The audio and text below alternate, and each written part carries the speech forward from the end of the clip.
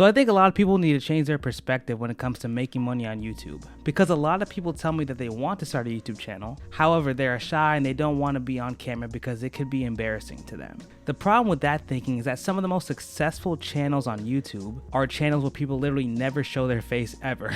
For example, one of the biggest channels on YouTube is called Brightside. This channel has over 44 million subscribers, and all it is a bunch of stock footage and animations that explain what's happening in the video. Literally, they pick a specific topic on a video and they just have someone with a voiceover explaining the actual video as they have pictures and images and animations guiding the voiceover along. And you guys will be flabbergasted when you see how much money they're making per month. According to Social Blade, they could be making from $11,000 to literally $180,000 a month just from YouTube ad revenue. Now, I know this is a large range, but having 4 Faceless YouTube channels of my own, I can tell you that the real number is usually closer to the higher end. Now, when people see these sorts of channels, they usually get overwhelmed because they feel like they don't have the skill set or the knowledge to be able to create the videos themselves. But trust me, it's a lot easier than you would think, especially today with all the AI tools available at your fingertips. So today I'm going to walk you through the exact steps you need to take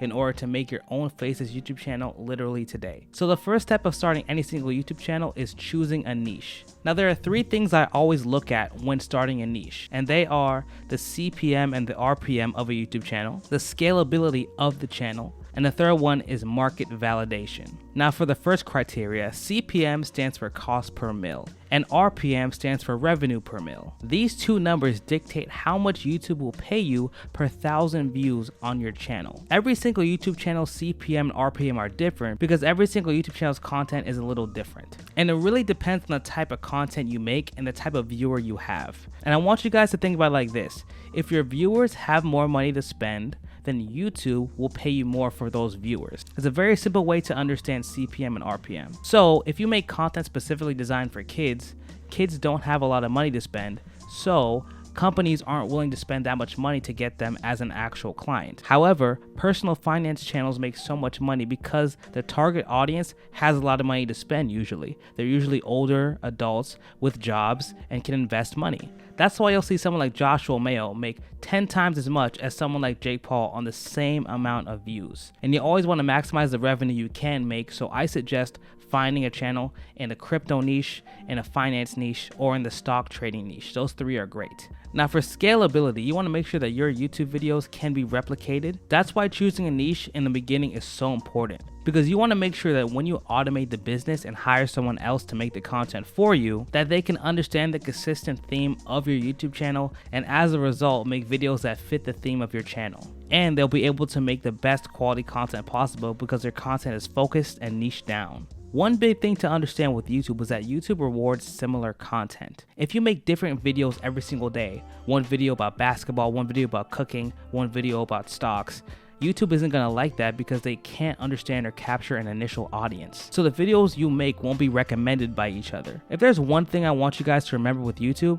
that is similar content thrives. Now, don't just copy every single video and make it the same way, but make sure the content that you create is similar and fits a niche and a theme so that YouTube will recommend your content consistently to the right people at the right time. Now, number 3 is market validation, and basically what that means is you should not try to reinvent the wheel with YouTube. For example, you might see a channel like How Money Works and look at all the views that they're getting, and you'll think to yourself that, oh, there's no way to get any more views, they've taken over the marketplace, no one's gonna want to watch my videos if their videos are already successful. And that's completely wrong. If you see a channel in a niche that's working, that is a clear sign that it can work for you. Competition is a good thing. You don't have to reinvent the wheel and guess if it's gonna work. All you need to do is find a niche that works, put your own spin on it, make sure it's different and transformative, and your videos will thrive. Now, step 2 of growing a YouTube channel is to research and optimize. So now that you guys have figured out the niche you want to start, you need to do some research and figure out a way to outrank your competition in the YouTube search algorithm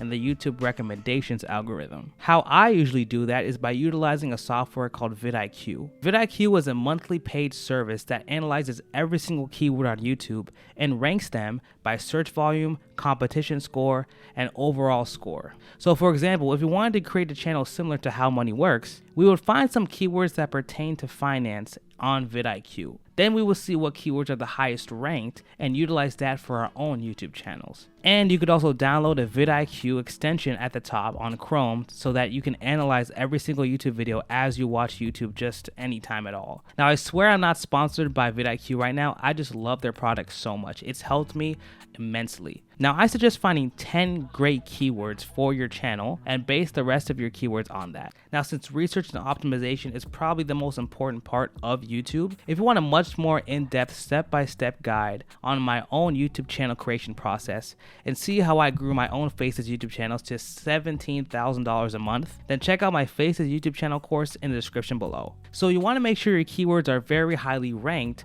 because the higher the rank of the keywords, the easier it will be to end up in the YouTube search algorithm. I will suggest that if you find a niche that you really like, however the keywords are very bad and has a lot of competition, to not move forward with that niche yet. Because in the beginning, you want to make sure you take the least path of resistance and you actually gain the confidence by building a channel quickly and effectively. Because competition is great, but there is a balance between competition and saturation. And the best way to figure that out is to see how many searches a keyword has. Alright, step 3 is to plan out your content. Now that you have your niche ready and you have your YouTube channel optimized, now it's time to actually plan out the exact content you're going to create. And let me show you some hacks to make sure that you can create the best videos possible without having to sacrifice quantity. Because a lot of people tell me that to make high quality videos, it takes 15 years to make.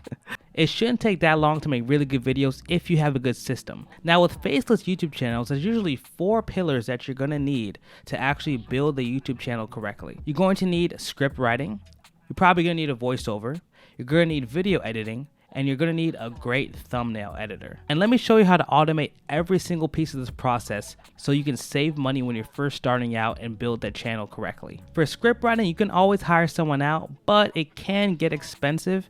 And in the beginning, you won't really know what's a good script. You don't want to risk hiring someone who does an okay job but charges you too much. So I suggest in the beginning, write some of the scripts yourself so you can understand how to write an engaging script and you know exactly the type of process you want. Now you could write the entire script completely by yourself, or you can use ChatGPT and have them give you an outline of the script you're thinking of. And then once they give you a great outline, then you take that, you edit it, you tweak it and make it more personal. Then you optimize it for your specific YouTube video. Because ChatGPT can sound too robotic sometimes. I mean, it technically is a robot. And that could turn some viewers off if you make it too robotic and not humanized. Getting to the voiceover, so many people tell me that you need to hire a voiceover artist because YouTube won't monetize a channel if you don't use a real voice. Now in my experience, that has never happened, and that couldn't be further from the truth. One of my own Faceless YouTube channels, literally the first YouTube channel I've ever started, made $8,000 in its 3rd month of just existing. And one of the current YouTube channels I own till this day still uses an AI voice. I use a website called Well Said Labs to create my voices, and it's so intuitive and it works very well. It can be a little pricey at almost $100 a month, but it's totally worth it for unlimited voice recordings that are very high quality. So what you can do is just take the script you've written, copy it and paste it into Well Said Labs, and then it'll make you a voiceover. What you can do as well, and this is a crazy hack you can do, you can use an app called Descript. Descript is similar to Well Said Labs. However, there's one hack that Descript uses that is insane to me. You can actually record your own voice on Descript and have them create an AI generated voice from your own voice.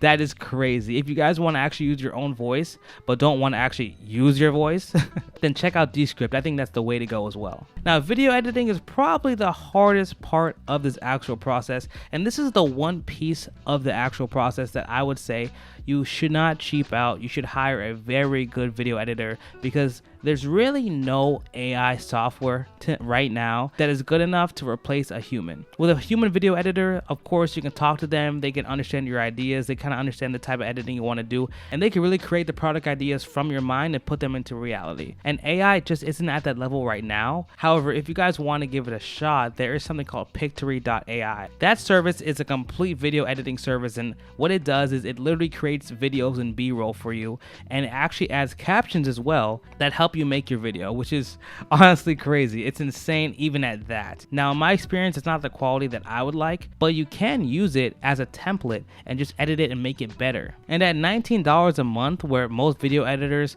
cost you $50 per video, I don't think it'd be a bad idea to give it a shot. Now, thumbnail creation is one of the parts where I also suggest to hire a human, because your thumbnail is technically the marketing for your YouTube channel. That's the first thing people see when they're scrolling, so you want to make sure that's the most eye-catching and enticing part of your YouTube channel. Now, if you guys wanted to use AI for this scenario, you can, and there's an AI app called AppyPie, which uses AI to create thumbnails for you effectively. Now, just like Pictory AI, AppyPie isn't on the level of a real human, however, it can be passable. Alright, now step 4 of the process is to create 30 videos and analyze. Alright guys, so now that you have everything, you have the niche, you've researched and optimized it, and you know how to create a video, I suggest to create 30 videos, make a nice batch of them, and keep them privated. Once you have a batch of 30 videos ready to go, that's when I suggest you start uploading. Because one of the biggest things about YouTube is uploading consistently. If you upload consistently every single day, then your YouTube channel will grow literally exponentially. And I know it's not really realistic for someone to create very high quality videos every single day. But if you just take a month or two off and create as many videos as you can in that batch, you can upload every single day while continuing your work ethic and not miss a day. Now, how you do that is you actually go into your YouTube studio, then you click upload. Once you upload a video, just make sure you click on private, or you can click on schedule post. If you click on one of these two options, the video will be uploaded onto YouTube, but it won't be public yet, so it won't hit the YouTube algorithm. So that is the perfect hack for planning out your content that I use all the time. And like I said, if you guys want to learn how to create these YouTube channels completely yourself and understand my process and how I grew to $17,000 a month, then click the first link in my description and check out the Alabre Automation Academy. Alright guys, thanks so much for watching and stay uploading.